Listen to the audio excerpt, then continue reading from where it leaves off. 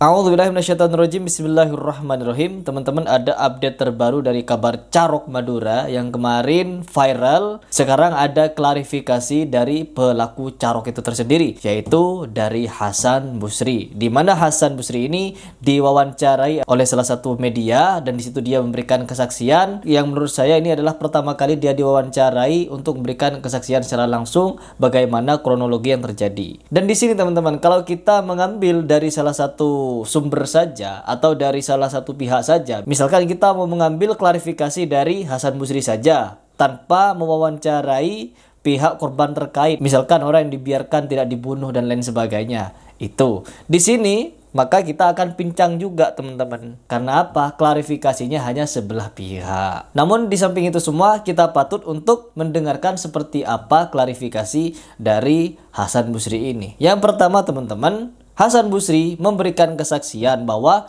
pada waktu itu dia sedang menunggu teman-temannya untuk pergi ke tahlilan. Ya, kita langsung masuk pembahasan. Hasan Busri menunggu teman-temannya untuk pergi ke tahlilan. Tiba-tiba ada seseorang datang dengan berkendara motor dengan kecepatan tinggi teman-teman, yaitu si Duomat itu. Si Duomat itu mengendarai motor dengan kecepatan yang cukup tinggi katanya dengan menyalakan lampu sorot, sehingga membuat mata Hasan itu pandangannya kabur atau silau lah seperti itu, sehingga tidak tahu siapa yang berkendara di motor tersebut. Akhirnya di stop oleh Hasan, lalu ditanyakan, mau kemana kak? Ditanya seperti itu. Mungkin karena pandangan Hasan yang melotot dan nada yang cukup tinggi, karena memang bahasanya katanya seperti itu dia tinggi. Jadilah salah paham. Kalau kita mau menganggap itu salah paham, justru ini sangat jomplang dengan kenyataan yang sebenarnya. Bahwa karena dari kesaksian dari sebelah pihak yang lain, Hasan dengan Duomat itu memiliki dendam pribadi. Yang pertama, dendam atau masalah mengenai sepak bola. Entah sepak bola itu bagaimana konsepnya saya tidak tahu. Karena apa? Supporter sepak bola ini kadang-kadang bisa fanatik teman-teman. Bukan cuma beragama kita fanatik. Supporter bola itu juga bisa fanatik. Seperti yang terjadi pada masa dulu di Jember, yaitu antara bonek dengan PSHT bentrok sampai ada korban katanya. Di sini teman-teman, sebenarnya Hasan Busri dengan Duomat ini memiliki konflik apa mengenai bola? Ataukah mereka ini sama-sama supporter bola atau ada kegiatan lain mengenai bola? Kalian bisa memprediksinya sendiri. Karena apa? Tidak ada kesaksian yang jelas di sini. Terus yang kedua,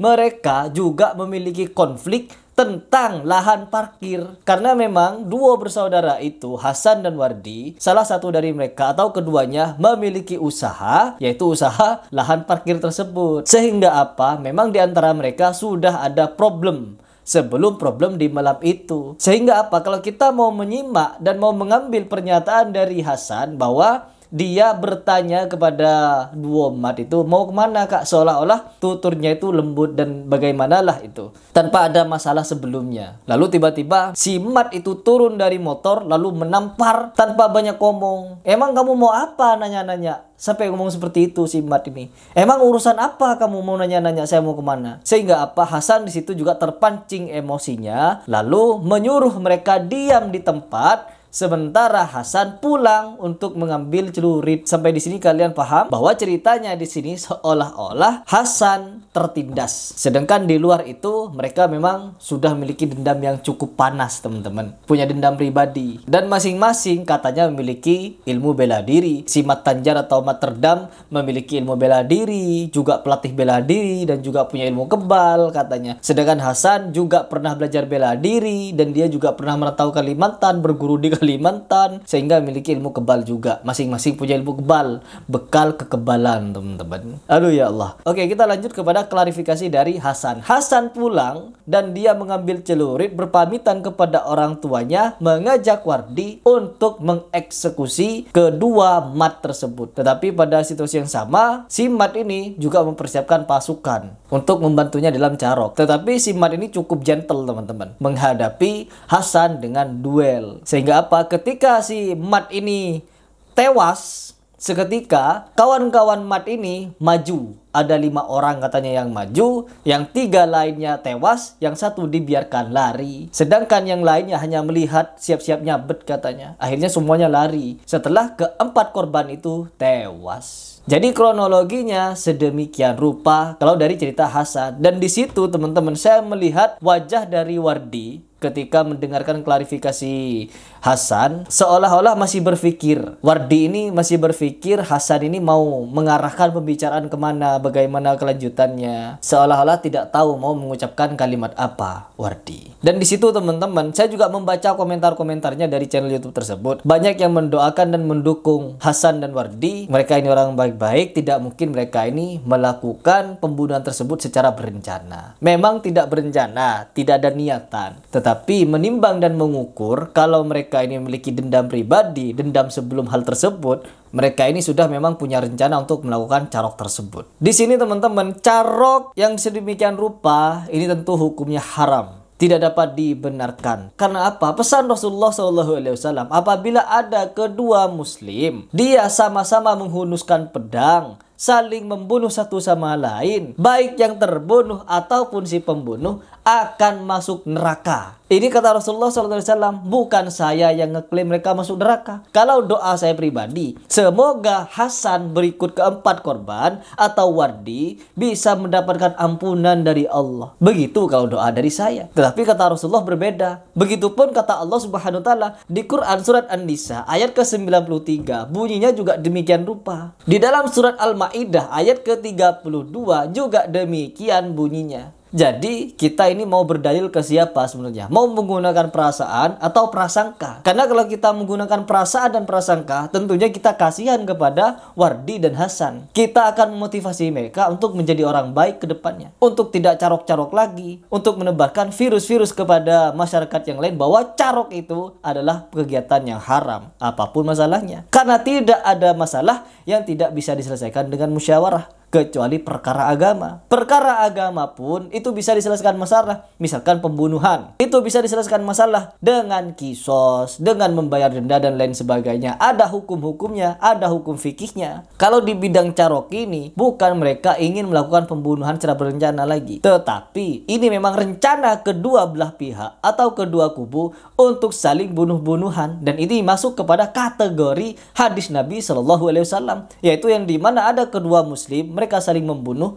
maka yang membunuh dan terbunuh, mereka keduanya akan masuk neraka. Begitu kata Nabi Muhammad SAW. Dan bagaimana tanggapan kita? Ya, tanggapan kita tetap akan memberikan dukungan kepada pemerintah dan juga doa kepada si pelaku agar bertaubat, agar memintakan taubat juga kepada korban, sehingga apa? Baik dia dan korban yang telah dibunuh bisa mendapatkan ampunan dari Allah Subhanahu wa taala. Apabila kita menggunakan prasangka dan perasaan, sehingga apa? Mereka bisa mendapatkan ampunan dari Allah Subhanahu wa taala. Tetapi melalui hukum negara tentunya ini harus disanksi dengan tegas. Agar apa? Agar pelaku-pelaku carok yang lain, orang-orang ini yang menganggap carok sebagai tradisi atau budaya, mereka bisa stop untuk menjadikan carok sebagai penyelesaian masalah. Karena apa? Carok ini tidak ada kebaikan di dalamnya. Ya, siapa yang ngomong? Saya. Siapa saya? Saya orang Madura. Engkau orang Madura. Jadi saya tahu apa itu carok dan bagaimana konsekuensi dari carok tersebut. Jadi teman-teman, kita harus bersama-sama untuk memberantas pemikiran tentang carok ini. Kita harus mensupport pemerintah agar apa? Memberikan sanksi-sanksi tegas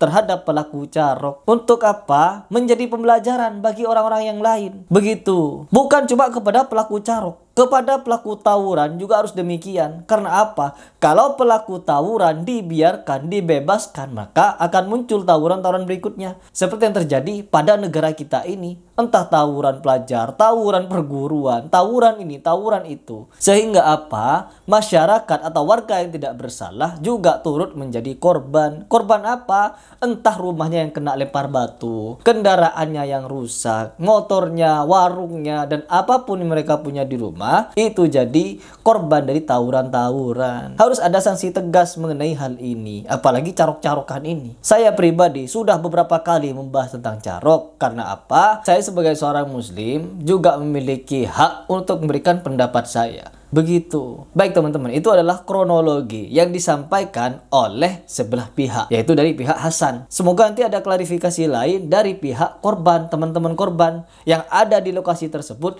yang menyaksikan seperti apa kronologi yang ada di TKP dan bagaimana cerita yang sebenarnya. Agar apa? Agar kita bisa berimbang di dalam menerima informasi. Jadi teman-teman, kita tetap doakan yang baik bagi si korban dan juga si pelaku agar mendapatkan ampunan dari Allah atas semua kesalahannya, dan dukungan kita kepada pemerintah agar tetap menegakkan hukum ini setegak-tegaknya agar bisa memberikan efek jerah kepada orang-orang yang akan juga melakukan carok ini. Begitu. Saya Heri Pras. Apabila di video ini ada yang salah, keliru dan menyinggung, itu murni dari kesalahan dan kekhilafan saya. Tetapi apabila ada yang benar, itu dari Allah Subhanahu wa taala. Salam.